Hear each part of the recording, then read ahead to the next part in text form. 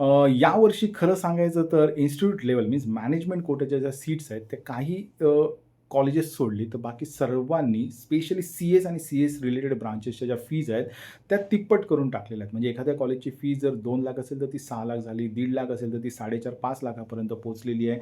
Okay. आणि हे जवळपास तुम्ही दुप्पट ते तिप्पट तर म्हणू शकता. ओके.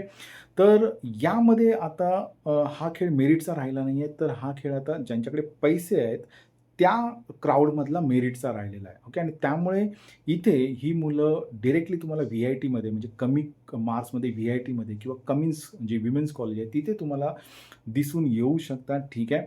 जे नॉर्मल मेरिटने कॅप राउंड थ्रू किंवा अगेन्स्ट कॅप राउंडमध्ये पॉसिबल नव्हतं. तर हे घेणं काही चुकीचं नाही आहे. तुम्ही घेऊ शकता. ओके. त्यात काहीच प्रॉब्लेम नाही. पण त्यातून 2 प्रॉब्लेम क्रिएट होतात, जे मला इथे तुम्हाला सांगायचे आहेत. पहिला प्रॉब्लेम असा आहे, की तुमच्या कॅन्डिडेटचं मेरिट नाही आहे त्या कॉलेजला. ओके.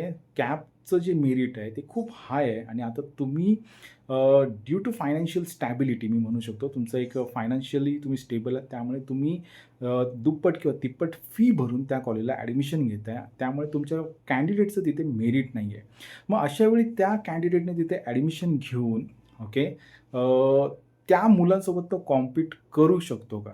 ओके. हा एक महत्त्वाचा प्रश्न निर्माण होतो आणि हे मी वारंवार का सांगतो? कारण मी ह्या केसेस स्वतः पाहिलेल्या आहेत मॅनेजमेंट कोट्याच्या मुलांसंदर्भात. ती मुलं जे कॅप थ्रू आलेले आहेत, मेरिट थ्रू आलेले आहेत, त्या मुलांसोबत करता त्यांच्या नाकी नऊ येतात. ओके. खरंच काही-काही मुलं खरंच खूप छान परफॉर्म करतात, त्याबद्दल काही वाद नाही.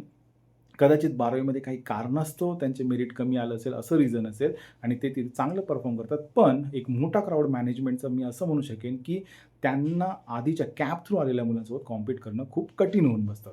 आता दुसरा प्रॉब्लेम इथे क्रिएट असा होतो, की मुलांना कळून येतं, की तुम्ही त्यांच्यासाठी डबल किंवा ट्रिपल फीस भरलेली आहे, तिप्पट, ओके, दुप्पट किंवा तिप्पट.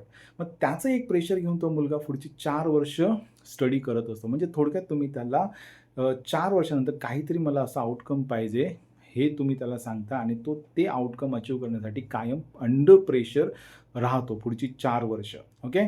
तर हे प्रेशर त्याने पॉझिटिव्हली घेतलं तर खूप चांगली गोष्ट आहे. ओके. बट त्याचा व्हॉट यू कॅन से एक निगेटिव्ह साईडला तो जाऊ नये, या दृष्टीने मी हे सांगत आहे. तर 2 मेजर प्रॉब्लेम्स आहेत. एक तर मेरिट नसताना तुम्ही त्याला त्या कॉलेजमध्ये दुप्पट किंवा तिप्पट फी भरून ॲडमिशन देताय आणि दुसरी गोष्ट त्याला तुम्ही एका प्रेशर झोनमध्ये टाकताय, की बाबा आम्ही दुप्पट किंवा तिप्पट फीस दिलेली आहे, तर तुला आता परफॉर्म करणं खूप गरजेचं आहे.